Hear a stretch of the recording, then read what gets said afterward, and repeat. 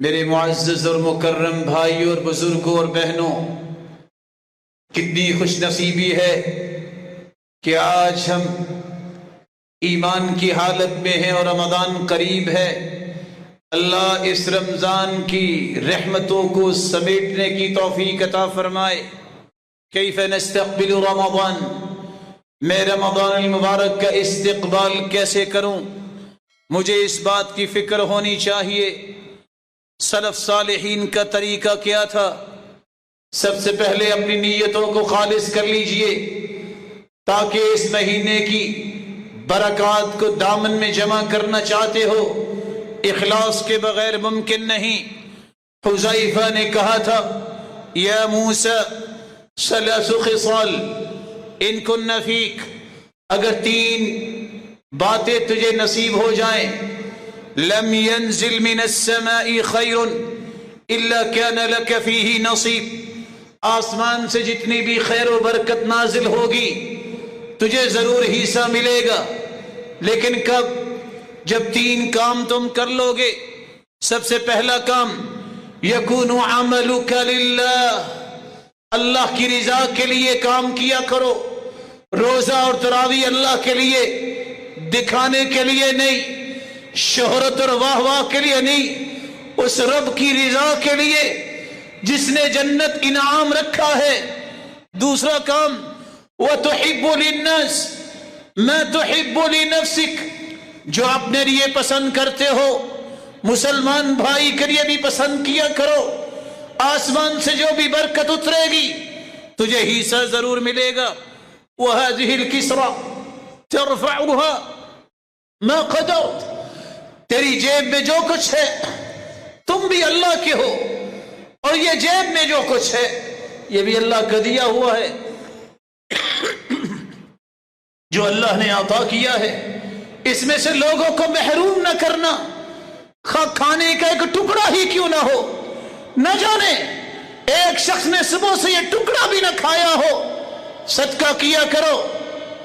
اخلاص، صدقہ جو اپنے لیے پسند کرتے ہو اپنے بھائیوں کے لیے پسند کیا کرو۔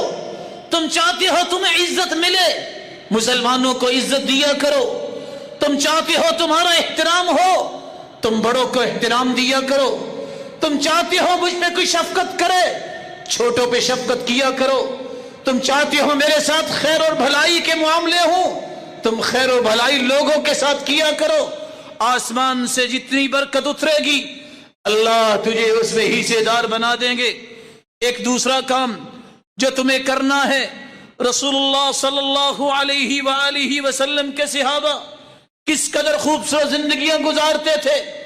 عبداللہ ابن مسعود رضی اللہ تعالی عنہ، جب ان سے سوال کیا گیا کیف کنتم تستقبلون رمضان، آپ رمضان کا استقبال کیسے کرتے تھے؟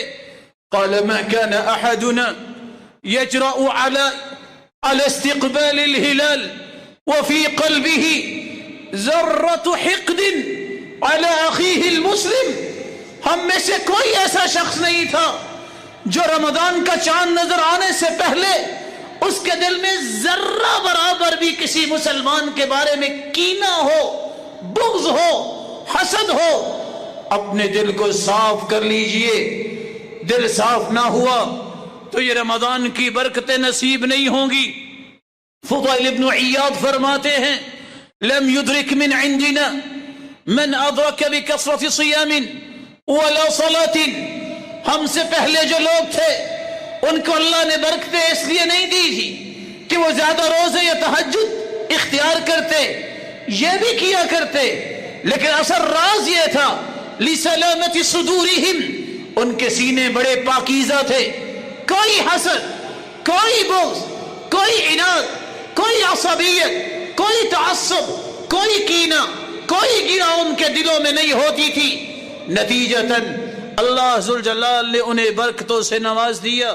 رسول اللہ صلی اللہ علیہ وآلہ وسلم نے ایک تیسری بات بھی سمجھائی کہ یہ مہینہ عبادت کا مہینہ ہے، ان میں ایک ایسی رات ہے جسے لیلۃ القدر کہتے ہیں، اس کی تلاش کیجئے۔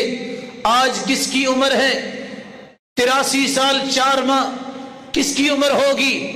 ایک رات جو گنتی کے 5 سے 6 گھنٹے ہے جو عبادت میں گزارتا ہے، اللہ ذوالجلال اتنے سالوں سے جو عبادت میں مشغول ہو جتنا اس کو اجر ملے گا، اللہ اس سے زیادہ اس انسان کو اجر دیتے ہیں جو لیلۃ القدر کی تلاش کرتا ہے۔ اور چوتھی بات، یہ دعاؤں کا موسم آ رہا ہے، صبح دعائیں، ظہر عصر کو دعائیں، شام کو دعائیں۔ مت سمجھیے کہ افطاری کے وقت ہی دعا قبول ہوتی ہے، بلکہ حدیث کے الفاظ ہیں ثلاث دعوات یستجاب لہن لا شک فیہن، 3 ایسے خوش نصیب ہیں جو دعائیں کرتے ہیں اللہ ان کی دعاؤں کو رد نہیں کرتے۔ دعوت الصائم، روزے دار کی دعا۔ تم سحری جب کرتے ہو، اذان شروع ہو جاتی ہے، روزہ شروع ہو گیا، اس وقت سے لے کر جب تک افطار نہیں کر لیتے، جو بھی دعا کرو گے تمہارا رب تمہیں محروم نہیں کرے گا۔ الدعاء، اپنے لیے دعا کیجئے، اپنی اولاد کی نیکی کی دعا کیجئے، والدین کے لیے، بہن بھائیوں کے لیے، رشتہ داروں کے لیے، اپنے تعلق والوں کے لیے، اپنے شہر اور قصبے کے لوگوں کے لیے، کہ اللہ ذوالجلال سب کو خوبصورت ایمان دے، نیکی کرنے کی توفیق دے اور جنت الفردوس کا حقدار بنائے۔ رسول اللہ صلی اللہ علیہ وسلم نے ایک 5ویں کام کی بھی تلقین بھی کی، کر کے بھی دکھایا، صدقہ کرنا، جس کی ابھی آپ بات سن رہے تھے، کثرت سے صدقہ کرنا، اس کی پلاننگ کر لیجئے۔ سلف مال جمع کرتے اس نیت سے کہ رمضان میں خرچ کریں گے، اور اللہ کے رسول صلی اللہ علیہ وسلم کا طریقہ یہ تھا کالریح المرسلہ، اتنی سخاوت کرتے جس طرح تیز ہوائیں ہر گھر تک پہنچتی ہے، اللہ ذوالجلال کے پیغمبر کی سخاوت بھی ہر گھر تک پہنچتی تھی۔ کوشش کیجئے رمضان سے پہلے ان گھروں کی تلاش کیجئے جن کے پاس سحری افطاری کا سامان بھی نہیں، پہنچائیے۔ یہ سب یہاں رہ جائے گا، وہی کام آئے گا جو تم اللہ کی رضا کے لیے خرچ کرو گے۔ یاد رکھنا، کفن کو کوئی جیب نہیں لگاتا۔ تم 2 ارب کے مالک ہو تو 2 باتیں یاد رکھنا، یہ 2 ارب تم چھوڑ کے چلے جاؤ گے، ایک بھی ساتھ نہیں لے کے جاؤ گے، لیکن دوسری بات بھی یاد رکھنا، یہ کھائیں گے پچھلے ہی، حساب تم سے لیا جائے گا، اس لیے حرام نہ کماؤ، حرام سے بچو، اور جو اللہ نے حلال دے دیا ہے اس کے ذخیرے نہ کرتے رہو۔ انفق ما فی الجیب یأتیک ما فی الغیب، جو تمہاری جیب میں ہے وہ اللہ کی رضا کے لیے تم خرچ کرو، اللہ ان خزانوں کے منہ تمہاری طرف کھول دیں گے جو غیب کے خزانے ہیں۔ انفق یا ابن آدم انفق علیک، اے آدم کے بیٹے تم میری رضا کے لیے خرچ کرو، میں تجھ پہ خرچ کروں گا۔ انسان جتنا بھی خرچ کر لے رب تعالی کا مقابلہ تو نہیں کر سکتا۔ اور آخری بات، یہ زندگی کے ایام جو آنے والے ہیں، اللہ کے رسول کے فرمان کی روشنی میں، اللہ کے رسول کا فرمان ہے ہر آنے والا دن پہلے سے برا ہوگا۔ اپنے آپ کو مضبوط کیجئے ایمان پر، قرآن پر، عبادت پر، خیر خواہی پر، عدل و انصاف پر۔